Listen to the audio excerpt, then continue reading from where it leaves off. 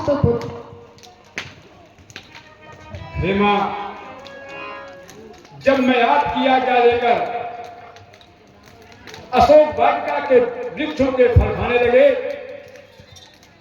तो वहां के पहरेदारों ने मुझे रोकना चाहा, मुझ पर कुछ बल का प्रयोग किया।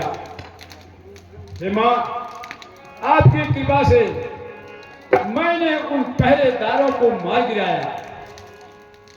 ये सूचना पाकर रावण ने अपने छोटे पुत्र अक्षत कुमार को मुझे मारने के लिए भेजा, लेकिन आपकी कृपा से मैंने उसका भी वध कर दिया। फिर रावण क्रोधित हुआ और मेघनाथ को मुझे बांधने के लिए भेजा। मेघनाथ का मेरा बहुत कड़ा मुकाबला चल रहा था। जब उसकी एक न चली तब उसने ब्रह्म बाण का प्रयोग करके मुझे बांध लिया। हे मां, आपकी कृपा से मैंने लंका नगरी में जाकर रावण को एक चुनौती दे दी कि यदि तू माता सीता को ससम्मान वापस कर देता है तो ठीक है, नहीं तो लंका के सर्वनाश का समय आ गया है। मेरी बात को सुनकर अभिमान में डूबा, अहंकार में डूबा रावण कुछ भी सुनने और समझने को तैयार नहीं था और अंत में उसने मुझे मारने का आदेश दे दिया।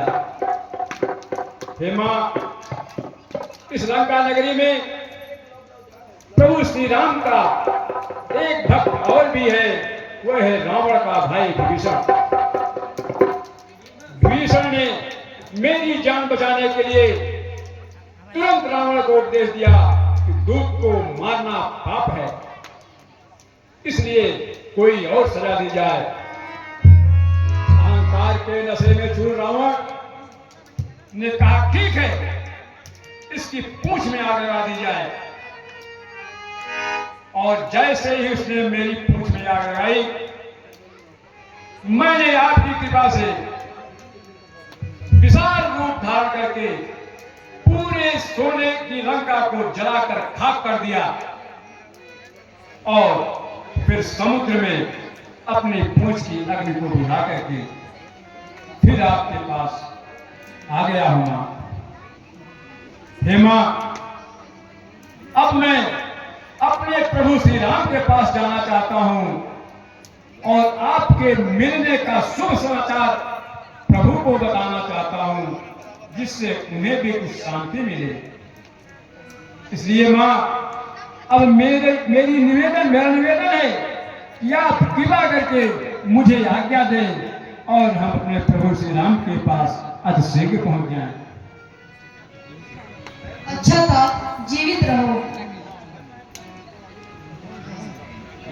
हे मां, लो ये मेरी चूड़ामणि। हाँ, मैं यही कहने वाला था। कर जोर और से इस प्रकार निवेदन करना, कर्तव्य समझकर वे मेरा निवारण करे। जो बाण अजंता पर छोड़ा था वह कहाँ गया फिर ग्रहण करे। यदि 1 मास के भीतर प्रभु आकर ना छुड़ाएंगे तो कह देना, बतला देना, सीता को न जीत पाएंगे। हे मां, आप धैर्य धारण करें। मैं आपको विश्वास दिलाता हूं, 1 महीने के अंदर इस लंका नगरी पर चढ़ाई कर दी जाएगी और रावण को मारकर आपको ससम्मान यहां से लिवा जाएंगे। हे मां, अब मुझे आज्ञा दीजिए। जाओ पुत्र। जय श्री राम, जय श्री राम।